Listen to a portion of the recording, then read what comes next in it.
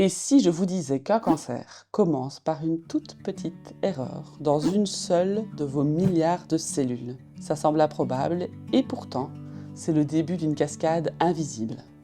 Salut à tous! Aujourd'hui dans Illuminer les vies, on plonge au cœur de la mécanique cellulaire pour répondre à une question fondamentale: comment une cellule devient cancéreuse? Votre corps, c'est 10 000 milliards de cellules, chacune sa fonction. Chaque jour, elles vont être agressées. Ça peut être par des UV, par les virus, le tabac ou l'alcool. Ces attaques, elles peuvent endommager l'ADN, leur plan de construction en quelque sorte. On appelle ça une mutation. Mais rassurez-vous, nous avons des systèmes de contrôle super performants.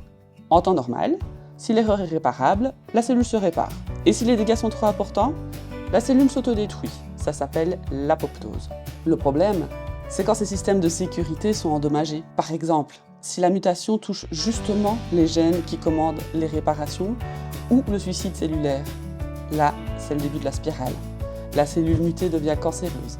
Elle accumule d'autres mutations. Elle se divise sans fin, de façon anarchique. C'est la formation d'une tumeur, cette boule qu'on peut parfois sentir. Dans le meilleur des cas, la tumeur reste localisée et on appelle ça un cancer in situ. Mais si de nouvelles mutations donnent à ces cellules la capacité de migrer et de se camoufler, elles vont s'échapper par la circulation et coloniser d'autres organes. Ce sont les métastases. Voilà pourquoi la détection précoce est si cruciale. Il faut agir avant que la machine ne s'enraye complètement. Mais alors, est-ce que n'importe quelle cellule du corps peut se transformer? C'est ce qu'on verra dans notre prochaine vidéo. D'ici là, votre engagement fait toute la différence. Likez, partagez, commentez pour faire rayonner ce message. Et si vous le pouvez, un don, même tout petit, accélère la recherche. Chaque euro compte. Cœur sur vous.